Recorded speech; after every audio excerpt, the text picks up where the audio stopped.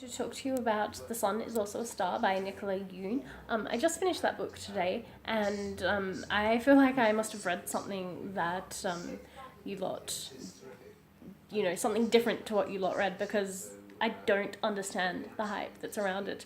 Now, this is just my opinion, so don't be offended, anyone, but I didn't like it, I gotta be honest. Generally, I'm very wary, excuse me, about insta love. It's not like realistic to me, and I don't get it, because I don't understand it and whatever. But yeah,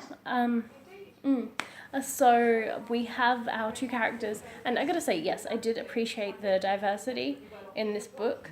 With Natasha being from a Jamaican born family, even though she was born in the States, but her parents are Jamaican immigrants, and same with Daniel, except it's Korea for him, but he constantly always refers to himself as Korean, and then that's great. But the two, yeah, Daniel thinks that he can make Natasha fall in love with him, which is ridiculous. You can't make someone love you. Yeah, you can't. And nor can you make someone fall in love with you over time via science experiments. I thought that was absurd. Natasha, I definitely sympathized with her. At the beginning, I thought that, I felt sorry for her, like she and her brother and parents had come to the States and they'd rebuilt their lives. Natasha had issues with her father, and that sort of thing, but yeah, and it was all very sad. But then throughout the rest of the story, I feel like her arc, shall we say, was rushed, especially towards the end. Yeah, Daniel as well. It was interesting, like his constant anger with his brother. I wondered where that had stemmed from, and I had found out, as the story progresses. But again, I felt like that was sort of clumsily written. Now, this is my first book by Nicola Yoon, and I can't say I will read her other book or books. I'm not too sure how much she's written in a rush, but yes, there you go.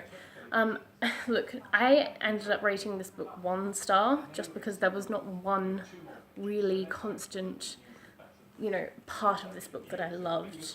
I did like the character Irene, but I feel like she wasn't in it nearly enough.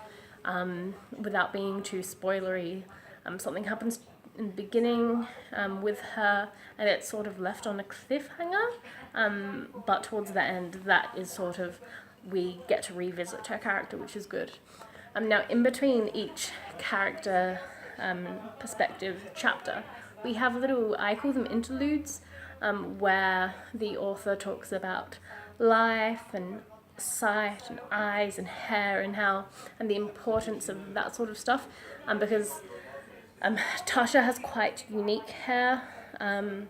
She's got the afro and stuff, and Daniel is obviously, as he is with every part of Natasha, quite caught up in that, which I find frustrating because I feel like he was obsessed with the idea of her rather than her herself. I feel like between the two of them, they barely even got to know one another before they're all like, oh my god, I love you, It's like, oh, you don't even know the person.